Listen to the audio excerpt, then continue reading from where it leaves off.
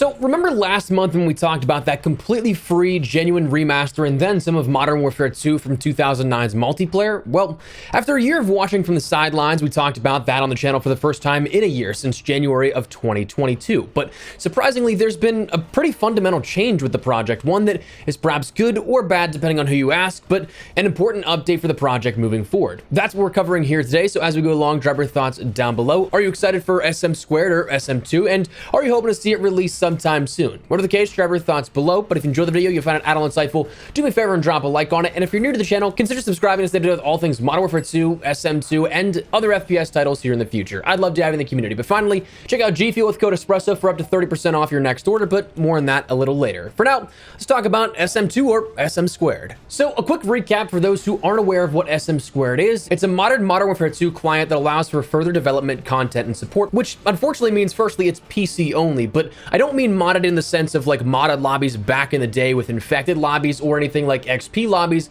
and apparently what's also making a resurgence from what I've seen in Modern Warfare 2019, but instead modded as an additional developmental support beyond just the shipped game from 2009. What that means is essentially a brand new build of the game utilizing the tech or previously utilizing the tech of 2009's Modern Warfare 2, and what differentiated it was the fact that we'd see new features, weapons, perks, streaks, maps, quality of life updates, and more on top of just the regular gameplay loop from the Modern Warfare 2 you probably remembered from way back in the day.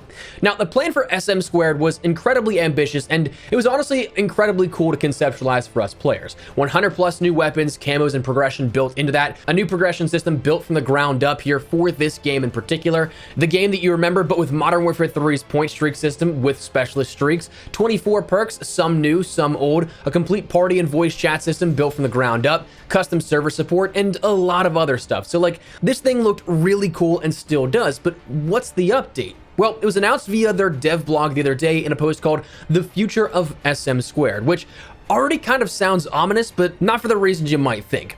Starting out by saying simply, don't worry, we're not closing shop. Always a great starter and something that's definitely nice to hear, but they announced one of the biggest fundamental and structural changes to the project to date, or I'd honestly say the biggest to date, stating we decided to move from IW4, the original Modern Warfare 2 engine, to H1, which is the MWR engine, for technical reasons. Stating, now that our backs are pretty much against the wall, we had to make the move. Either that or end the project altogether. We want to make it clear that this engine change will not impact the experience and gameplay itself.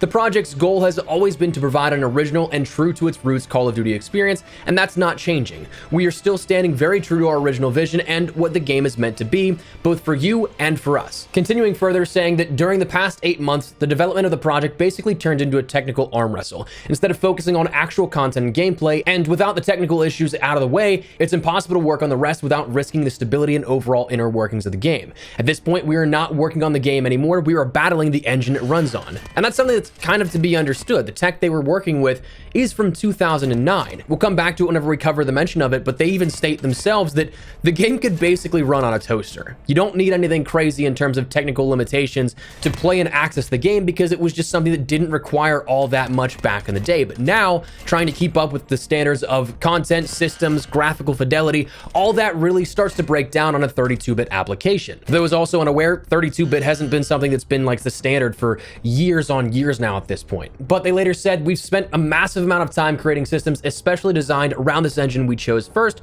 or rather recreated. Most of it, not all of the systems already existing in newer games, which basically made us reinvent the wheel on multiple occasions. And while it was a simple solution to our problems, it just made working on the game very tedious, especially for the last few months. They went on and detailed a couple of things like memory, that RAM again, 4 gigabytes of RAM on a 32-bit application was all they had to work with. That is not a lot by any means. They also stated though some limitations were in the image streaming tech, camo integrations, UI engine, and back-end services as well, which would limit the potential of the project and also future capabilities they were hoping to do. Saying another concern that they were able to manage to weasel out of was the inability to expand the game long-term, stating that they've always had plans for post-launch content once this drops, but by sticking to the original IW4 engine, that would severely limit, if not entirely cut the potential of that happening. But now by moving to the H1 engine, that Modern Warfare Remastered engine. It gets rid of those limitations on the 4 gigabytes of usable RAM. A lot of the systems we've already seen that they're utilizing have been in place and are developed for said engine. And they even state in terms of content, it will allow them to port more maps that have been out of the realms of possibility beforehand, while also still retaining that original map pool they had set. Visually, the game will look better in terms of both aesthetics and visibility, and as with some weapons, they can end up porting those in even easier. Now, while the game will not necessarily run on just a toaster now at this point, you still will be able to access the game with relative ease on any sort of midline system. A lot of laptops probably will still be able to run it, albeit probably not as best as the 2009 IW4 engine, but it'll still be very accessible. It just might take some of those bottom outliers out of the equation, unfortunately. But probably the biggest thing to consider whenever we talk about SM2 and now move to the H1 engine is that even they said they don't have anything to show off the game right now because it's still in transition to this new engine. So gameplay, screenshots, all that kind of stuff don't exist anymore. Whereas they had a whole catalog of assets that were available to see what the game looked like, that's no longer the case because it will be slightly different. So what can you expect it to look like? Well, what's actually pretty cool is that H1 as a mod is already something that's out there. You can see gameplay of this, of say Modern Warfare Remastered and a few other applications, if I'm not mistaken, that are custom modded clients on the H1 engine that allow for some easier accessibility on PC for those that still want to play these older games. So you can think of it in the terms of Modern Warfare Remastered at its most simplest of forms, but there'll be a lot more that goes along with it. A lot better graphics, whereas yes, you can scale up 4K graphics and stuff like that on the Modern Warfare 2009 engine, but it is not something that will actually be truly that great looking. It'll just have that upscaled feel. Whereas the H1 engine will be able to utilize a lot more in texture, in terms of resolution, all those different assets that go into it, it'll be much better quality. Animation, systems, all those things that will make the game more fluid are already built out right now for that, making it again a more streamlined developmental process for the team working on this, who again, I have to reiterate, is just a small group of people doing this in their free time. So it's not even a choice that they take lightly. They said in their blog post plenty of times that IW4, that original 2009 engine, was always their intended plan to do it, but just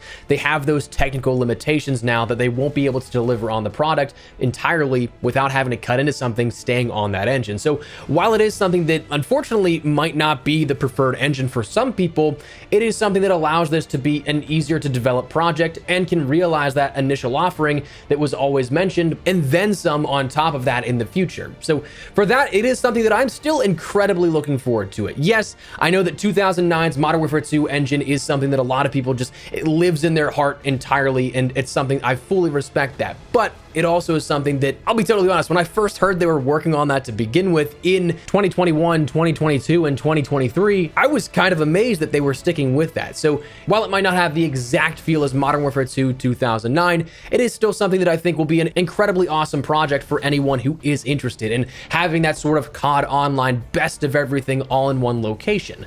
And overall, I do think that it will breathe a better and more healthier life in the project overall. But for right now, that is where we're at here at this, but just wanted to fill you guys in because it is a fundamental update to the overall project as a whole. So while I'd normally let this sit and have the developers have their time here for months and months on end before we gave another update, it is something that is definitely worth noting that the future for SM2 from here on out is going to look a little bit different. But for now, that's what we're going to call it. So let me know your thoughts down below. Are you guys looking forward to SM2 even after this update? Are you maybe looking forward to it even more, knowing the potential and capabilities of the H1 engine that we've seen utilized in the past? Whatever the case, drop your thoughts down below. Before we wrap everything up, make sure you check out my friends over at G Fuel. Code Espresso gets you 20% off your entire order all the time, but for the month of April, a few special things like the tubs of hype sauce and starfruit are 30% off. Highly recommend both those if you guys are at all interested. Link in the description below. But thanks so much for watching. Let me know your thoughts once again down below. Drop a like if you enjoy the video, and subscribe if you guys are new to the channel and would like to stay up to date with all things